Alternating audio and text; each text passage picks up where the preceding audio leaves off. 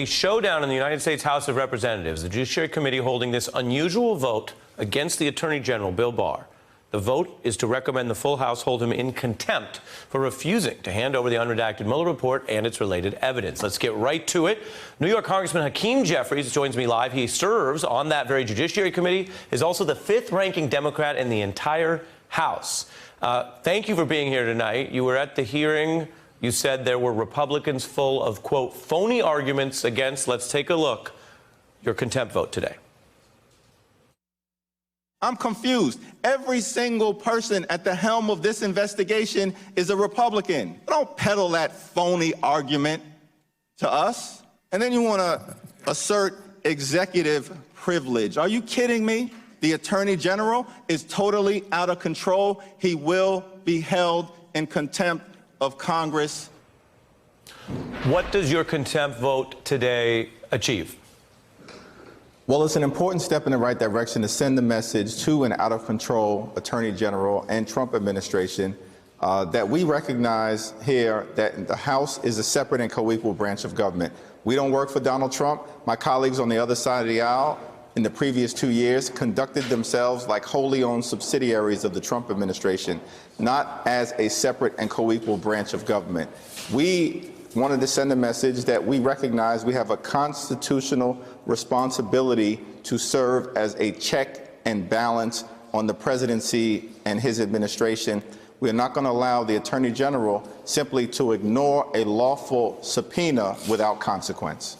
Several of the experts we had earlier in the show make the argument that if this is about actual accountability for the bulk of the Mueller report, which Congress does have and the public has read, then why don't you move forward to impeachment proceedings? Is that what this is really about?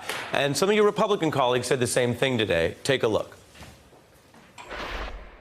Once we get it, our hearings can continue and lead to whatever they may lead to, including impeachment. My good friend from Georgia just asked the operative question: how can we impeach if we don't get the documents? This is all about impeaching the president. Republican Matt Gaetz there. This is all about impeaching the president. Is he wrong? He's wrong, and as he knows, the House Democratic Caucus and the Judiciary Committee, under the leadership of Chairman Nadler, continue to focus on actual kitchen table pocketbook issues. Just last week, in a bipartisan way, we passed 4 bills out of the House Judiciary Committee to deal with the anti-competitive practices of the big pharmaceutical companies as part of our effort to drive down the high cost of life-saving prescription drugs. Those bills were passed on a unanimous basis. At the same time, we do have to make sure we execute our oversight responsibilities. And that's what the hearing was about and the markup today as it relates to holding the Attorney General in contempt of Congress. All we want, Ari, is to make sure that we can secure, on behalf of the American people, the full unredacted Mueller report, because we can't trust those redactions from the Attorney General, who's acting more like the personal fixer for Donald Trump.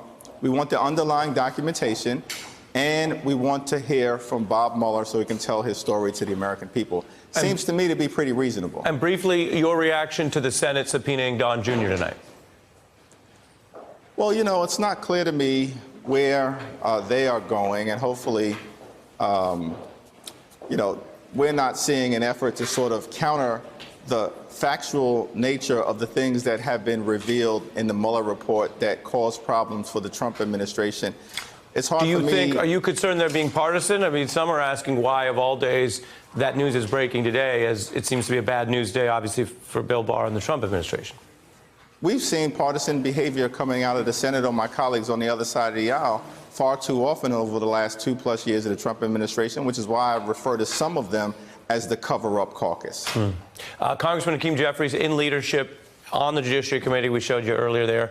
Thank you for making some time for us tonight. Hey, I'm Ari Melber from MSNBC. You can see more of our videos right here, or better yet, subscribe to our YouTube channel below. You could have been anywhere in the world, but you're here with us, and we appreciate that.